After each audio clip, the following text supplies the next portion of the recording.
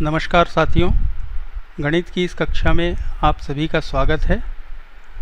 आज हम घटाने के बारे में कुछ बात करने वाले हैं। जैसा हमने जोड़ के पाठ में किया था, वैसे ही आज के पाठ में भी मैं आपको कुछ प्रश्न दे रहा हूं।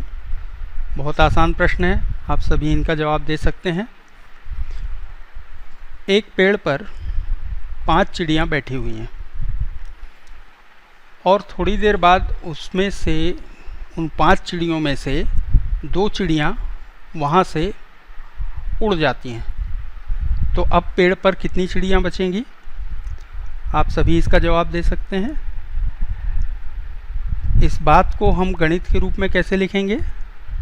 पहले 5 चिड़ियाँ थीं, उसके बाद इन 5 में से 2 चिड़ियाँ उड़ गईं यानी कम हो गईं, और इसके बाद 5 से 2 कम करने पर बचे 3, अर्थात 5 चिड़ियों में से अगर 2 चिड़ियाँ उड़ जाएं तो उस पेड़ पर अब 3 चिड़ियाँ बची हैं। एक और प्रश्न है। बबलू के पास 10 रुपये हैं। उन 10 रुपयों में से उसने 5 रुपये का सामान दुकान से खरीद लिया, यानी उसके पास जो 10 रुपये थे उसमें से 5 रुपये अलग होकर दुकानदार के पास चले गए। बबलू ने उन 10 में से 5 रुपये दुकानदार को दे दिया। तो अब उसके पास कितने रुपए बचे? यहाँ पर भी आप उत्तर बता सकते हैं कि अब बबलू के पास 5 रुपये बचे हैं। जोड़ के सवाल में हमने जो एक प्रश्न लिया था कि माही नाम की लड़की ने 11 फूल तोड़ के लाए थे। अब उन 11 फूलों में से 7 फूल उसकी दादी ने, माही की दादी ने, भगवान को चढ़ा दिए। तो कितने फूल बचे? 4 फूल बचे। यहाँ पर तीनों सवालों में जो काम हो रहा है उसको हम गणित की भाषा में घटाना कहते हैं। इसमें हम करते क्या हैं? आइए पहले सवाल में देखते हैं। पेड़ पर 5 चिड़ियाँ थीं, उनमें से 2 चिड़ियाँ कम हो गईं। तो 5 से 1 कम करने पर बची 4 चिड़ियाँ और 4 से 1 और कम करने पर बची 3 चिड़ियाँ। तो हमारा उत्तर आया 3। दूसरे वाले प्रश्न में बबलू के पास जो 10 रुपये थे उनमें से 5 रुपये हमने कम किए। 10 से 1 कम किया तो 9, 9 से 1 और कम किया तो 8, फिर 1 और कम किया तो 7, 1 और कम किया तो 6 और 1 और कम किया तो 5। तो 10 रुपये में से 1-1 रुपये कम करने पर जब हम 5 रुपये कम करते हैं तो 5 रुपये बचते हैं। यही हमारा उत्तर भी आया था। तीसरे सवाल में 11 फूलों में से 1-1 फूल कम करते हुए हमने 7 बार 1-1 फूल कम किया। तो 11 से 1 कम किया तो 10, इसी प्रकार 9, 8, 7, 6, 5 और फिर 4। तो 11 से 7 फूल कम करने पर 4 फूल बचे। अब आप समझ गए होंगे कि जैसे जोड़ते समय हम आगे गिनते हैं, उसी तरह घटाते समय हम पीछे गिनते हैं या उल्टी गिनती गिनते हैं। तो उल्टी गिनती गिनना इन सवालों में तो आसान था। इन तीनों सवाल में उल्टी गिनती गिनना बहुत मुश्किल काम नहीं था क्योंकि संख्याएं छोटी थीं। लेकिन अगर अब हमारे पास एक नया सवाल आता है, आइए उस नए सवाल को देखते हैं। पहले ये सवाल है 79 ऋण 45, यानी हमें 79 में से 45 कम करना है। अब आप बताइए, 79 से 45 तक उल्टी गिनती गिनना, 79 से 1 कम किए तो 78, 78 से 1 कम किए तो 77, ऐसा 45 बार करना आसान काम है या कठिन काम है? तो अब हम क्या करें? इसी के लिए इसी समस्या को हल करने के लिए हम गणित में इस सवाल को इस तरह से लिखते हैं, जैसा मैंने लिखा है आपके सामने, इस तरह से लिखते हैं और फिर इसको हल करते हैं। तो इसको हल करने में होता क्या है, इस सवाल को भी हम एक बार विस्तारित रूप लेकर हल करने की कोशिश करते हैं, जैसा हमने जोड़ के सवालों में किया था। 79 का मतलब है 70 और 9, और 45 का मतलब है 40 और 5। तो हमें 70 धन 9 में से 40 धन 5 को कम करना है। यहाँ पर मैंने इन्हें कोष्ठक में इसलिए लिखा है कि ये दोनों एक साथ हैं, यानी हमें 70 से 40 भी कम करना है और 9 से 5 भी कम करना है। तो प्रक्रिया बिल्कुल वही है, तरीका बिल्कुल वही है। पहले हम इकाइयों को कम करते हैं। 9 इकाइयों में से 5 इकाइयाँ कम करने पर कितनी इकाइयाँ बचेंगी? 4 इकाइयाँ। तो ये 4 इकाइयाँ हमने यहाँ लिख दी। और इसके बाद हम दहाइयों पर आए। 70 दहाइयों में से 40 दहाइयाँ, 70 में से 40 यानी 7 दहाइयों में से 4 दहाइयाँ कम करने पर हमारे पास 3 दहाइयाँ यानी 30 बचेगा। तो हमारा उत्तर हमें प्राप्त हो रहा है 34। 30 और 4 यानी 34। तो 79 से 45 कम करने पर 34 बचे। अब इसी काम को हम यहाँ पर कैसे करते हैं? लिखने का तरीका बिल्कुल वही है। 79 में इकाई और दहाई के अंकों का जो स्थान है उसी के अनुसार उसके नीचे 45 को लिखना है कि दहाई का अंक दहाई के नीचे आए और इकाई का अंक इकाई के नीचे आए। अब हम पहले इकाइयों से इकाइयाँ कम करेंगे। तो 9 इकाइयों में से 5 इकाइयाँ कम करने पर बची 4 इकाइयाँ, और 7 दहाइयों में से 4 दहाइयाँ कम करने पर बची 3 दहाइयाँ। तो इस प्रकार यहाँ भी हमारा उत्तर वही आया 34। तो विस्तारित रूप में, जैसे हमने जोड़ के सवालों में देखा था कि विस्तारित रूप में जो प्रक्रिया होती है, जो काम होता है, वही काम इस तरीके से भी किया जा सकता है जो हमने बाद में किया है, ये वाला तरीका। लेकिन इस तरीके तक पहुंचने के पहले अगर हम विस्तारित रूप में जो काम हो रहा है उसे मन में दोहराते रहें, हर कदम पर, हर काम करते समय, गणित के सवालों को हल करते समय अगर हम हर समय ये सोचते रहें कि आखिर हम कर क्या रहे हैं, उस बात पर हम थोड़ा ध्यान दें और उसको अपनी आदत में शामिल करें, तो सवालों को करना थोड़ा आसान हो जाता है। इसी तरह का एक और सवाल हम यहाँ पर लेते हैं।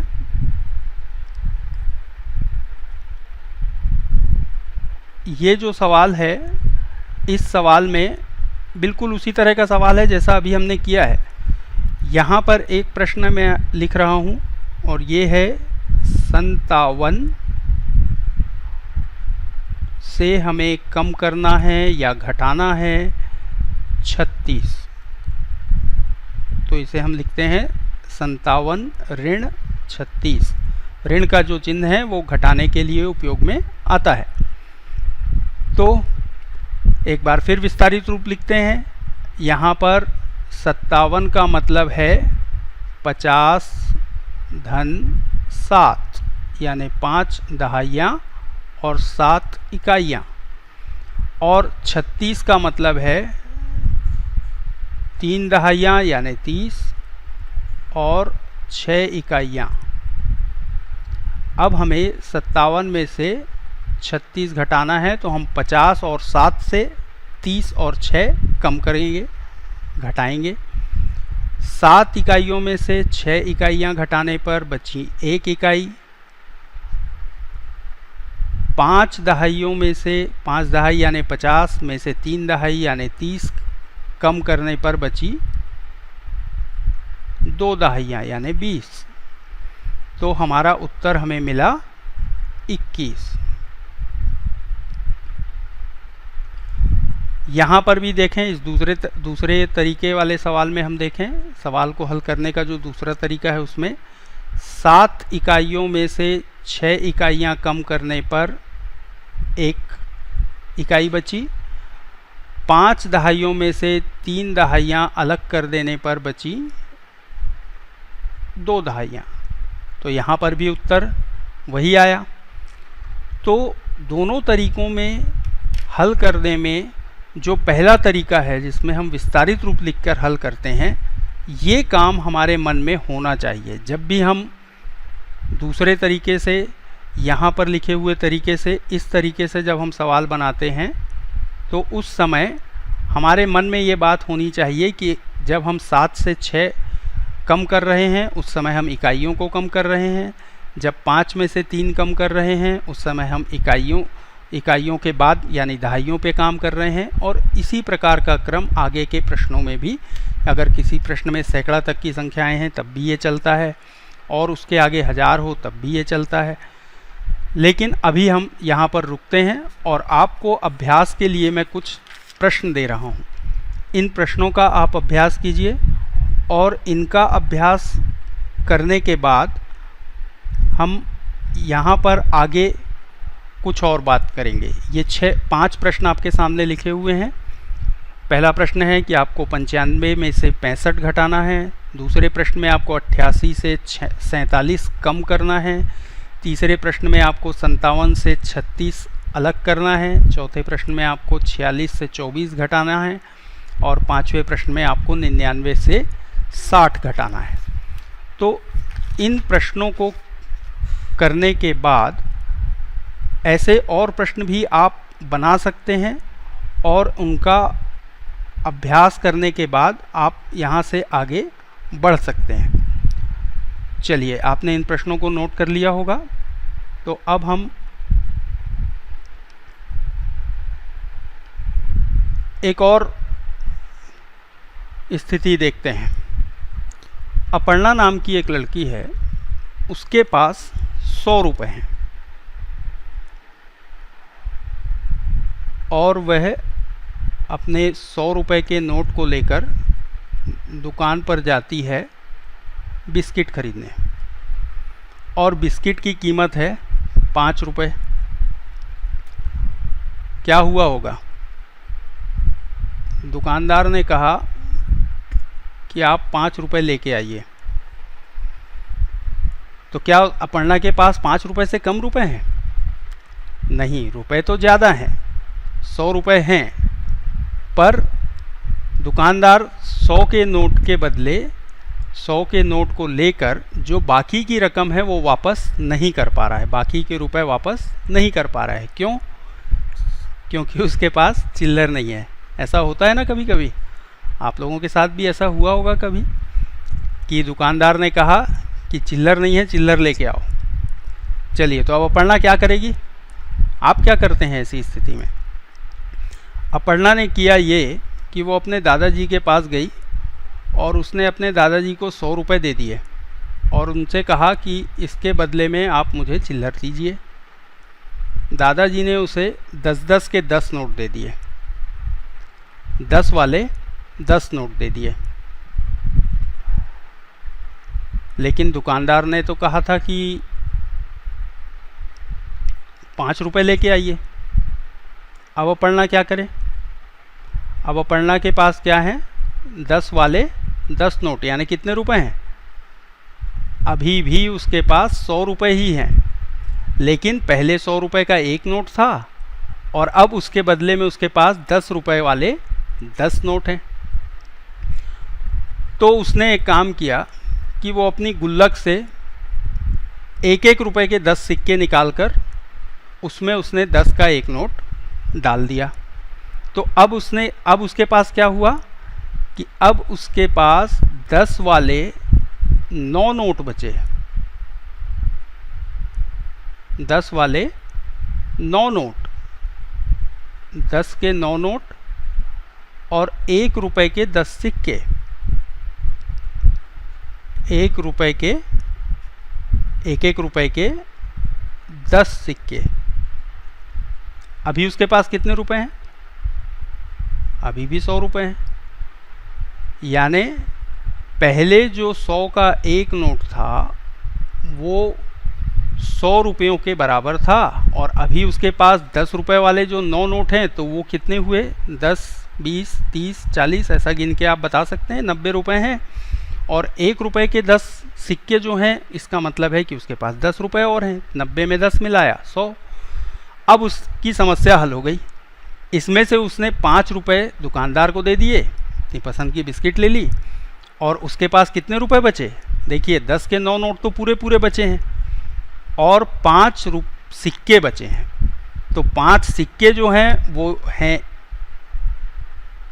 यानी अभी हमने सवाल को इस तरह से हल नहीं किया, लेकिन व्यवहारिक रूप से जैसा हम खुद करते हैं बाज़ार में, दुकान में, उस तरीके से हमने पता लगा लिया कि अगर 100 रुपये में से 5 रुपये कम किए जाएंगे तो 95 रुपये बचेंगे। अपर्णा के पास 95 रुपये बचे हैं। ये बिल्कुल वही काम है जो हम इसके बाद वाले सवाल में करने वाले हैं। ये कहानी मैंने आपको ऐसे ही नहीं सुनाई है। इसके तुरंत बाद हम जो सवाल ले रहे हैं उसमें अभी जो बातचीत हुई है उसका आप ध्यान रखिएगा, तो अगला सवाल आपसे बहुत आसानी से बनेगा। चलिए, ये आया हमारा अगला सवाल। इस सवाल में हमें 36 में से 18 कम करना है या घटाना है। चलिए, आपको तो आता है पुराना तरीका, पहले इकाई से इकाई कम कर दीजिए, फिर दहाई से दहाई कम कर दीजिए। तो अब देखिए यहाँ पर हमारे पास 6 इकाइयाँ हैं और इन 6 इकाइयों से हमको 8 इकाइयाँ कम करनी हैं। ऐसा कर सकते हैं क्या हम कि हमारे पास 6 इकाइयाँ हैं और उसमें से हम 8 इकाइयाँ निकाल लें? थोड़ा मुश्किल है ना? तो क्या किया जाए? देखिए, अभी अपर्णा ने क्या किया था, हम इस 36 में जो 3 दहाइयाँ हैं, चलिए इसको मैं यहाँ लिखता हूँ कि 36 विस्तारित रूप को ही लिखता हूँ पहले। 36 का मतलब था 30 और 6, और अब हम इस 6 इकाइयों में से 8 इकाइयों को कम करना है हमें, तो हम नहीं कर पा रहे हैं। तो हम क्या करें, इस 30 में से हम 10 को अलग कर देते हैं। तो यहाँ से जब 10 अलग हो जाएगा तो बचेगा 20 और 10 और 6, यानी अब हमारे पास हैं 20 और 16, 20 और 16, अभी भी 36 है ना ये। तो इस 16 में से हम 8 कम कर देते हैं। जो 18 की इकाई का 8 है उसको हम इन 16 में से अलग कर देते हैं। देखिए, इसका मतलब वही हो रहा है कि अगर हम इसको रुपयों में बदल लें, सोचिए 36 रुपये हैं हमारे पास और हमको दुकानदार को 18 रुपये देने हैं, तो हमारे पास 30 रुपये जो हैं वो कैसे होंगे, 10-10 के नोट में ही होंगे। तो या और भी तरीके से हो सकते हैं, लेकिन अभी हम 10-10 के नोट में से मान लेते हैं कि 10-10 के 3 नोट हैं हमारे पास और 6 रुपये हमारे पास एक रुपये के सिक्के हैं। तो इस 30 में से हम क्या करें, 10 रुपये के बदले हम 10 सिक्के ले लेते हैं, तो हमारे पास कुल मिला के कितने सिक्के हो जाएंगे, 16 सिक्के। और इन 16 सिक्कों में से जब हम 8 सिक्कों को कम करेंगे तो हमारे पास बचेंगे 8 सिक्के। तो इसका मतलब ये हुआ कि यहाँ जो 3 दहाइयाँ थीं, इस जगह पर जो 3 दहाइयाँ थीं, इसमें से 1 दहाई को हमने अलग कर दिया, तो यहाँ बची 2 दहाइयाँ, और उस 1 दहाई को यहाँ पर हम मिला दिए, तो यहाँ पर हमारे पास हो गई 16 इकाइयाँ। इस 16 इकाइयों में से हमने 8 इकाइयों को कम किया तो बची 8 इकाइयाँ। अब देखिए, यहाँ पर 2 दहाइयाँ हैं और 2 दहाइयों में से 1 दहाई कम करनी है, तो एक बार फिर 2 दहाई में से 1 दहाई कम करने के बाद बची 1 दहाई, तो उत्तर हमें मिला 18। तो ये जो विस्तारित रूप है, देखिए यहाँ विस्तारित रूप का जो काम हुआ है उसमें पूरा सवाल मैंने इस तरीके से नहीं बनाया, लेकिन इस हिस्से में, इस भाग में, इस तरफ जो काम हुआ है वो मैंने समझने के लिए यहाँ पर लिखा है। तो ये जो काम है इसे हमें मन में करना चाहिए हर सवाल बनाते समय। अगर हम इस सवाल को हल करते समय हर कदम पर ये सोचते जाएं कि हम कर क्या रहे हैं, तो हमारे लिए इस बात को समझना बहुत आसान हो जाएगा और इस तरह से हम इसके आगे के सवालों को भी हल कर सकते हैं। इस तरह के और सवाल भी हमारे सामने आए तो हम उनको हल कर सकते हैं। और कभी भी अगर किसी सवाल में कोई कठिनाई आती है, जैसे घटाने का ही कोई सवाल आया, उसमें अगर आपको कोई कठिनाई आई तो आप एक बार सोचिए, आपसे जितने सवाल बनते हैं, आप जो सवाल आप बना लेते हैं उनके बारे में सोचिए कि आपने उन सवालों को हल करते समय क्या किया था, और उसी की सहायता से आप उस सवाल को, नए सवाल को जो आपसे नहीं बन रहा हो, उसको बनाने की कोशिश कीजिए। ज़रूर आप खुद अपने मन में ये सोच पाएंगे कि हमें क्या करना है। चलिए, एक सवाल और है हमारे सामने उसी तरह का जैसा अभी हमने किया। तो यहाँ पर हमें 75 से 29 घटाना है। 75 से 29 अलग करना है, या 75 से 29 कम करना है, या 75 से 29 घटाना है। तीनों बातों का एक ही मतलब है। तो जब 75 से 29 हम घटाएंगे तो यहाँ फिर वही बात आ रही है, 5 इकाइयों में से 9 इकाइयों को अलग करना है। क्या किया जाए? नहीं कर सकते। तो इन 7 दहाइयों में से 1 दहाई हम कम करते हैं, तो यहाँ बचती हैं 6 दहाइयाँ, और 6 के बाद जो 1 दहाई बची उसको हम इन 5 इकाइयों के साथ मिला देते हैं। तो यहाँ 1 दहाई और 5 इकाई मतलब 15 दहाइयाँ हो गई। अब इन 15 दहाइयों में से हम 9 दहाइयाँ 15 इकाइयों में से 9 इकाइयाँ हम आसानी से कम कर सकते हैं। 15 से 9 कम करें तो कितना होगा? 6। तो यहाँ पर हमारे पास बची 6 इकाइयाँ, और उसके बाद 6 दहाइयों में से हमने 2 दहाइयाँ कम कर दी, तो अब हमारे पास बची 4 दहाइयाँ। तो इस तरह 75 से 29 घटाने पर हमें मिला 46। देखिए, यहाँ पर जब हमने 15 से 9 घटाया तब कितने लोग आप में से सही जवाब दे पाए कि 6 आया? 15 से 9 कम करने पर 6 मिलेगा। कितने लोग सही बता पाए? चलिए, कुछ लोगों को दिक्कत हुई होगी। इसका मैं एक सलाह आपको देता हूँ कि अगर आप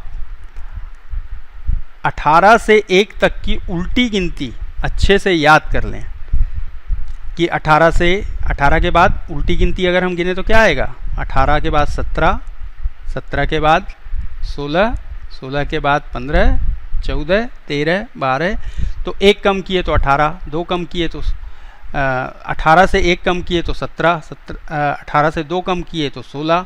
इस तरह से अगर हम 18 से 1 तक की उल्टी गिनती याद कर लें तो ये हमारे लिए, इसका अच्छे से अभ्यास कर लें तो घटाने के ऐसे वाले सवाल बहुत आसानी से, आपको ज़्यादा कठिनाई इन सवालों में नहीं होने वाली है। फिर चलिए, इसके बाद अब संख्याएं तो हमेशा 2 अंकों की ही होंगी, कोई ज़रूरी नहीं है, इससे बड़ी संख्याएं भी हो सकती हैं। चलिए, हम एक उदाहरण लेते हैं 3 अंकों वाली संख्याओं में। यहाँ पर हमारे सामने अब एक नया प्रश्न आ रहा है, और वो प्रश्न है कि हमें 354 से 218 को घटाना है। तरीका बिल्कुल वही है।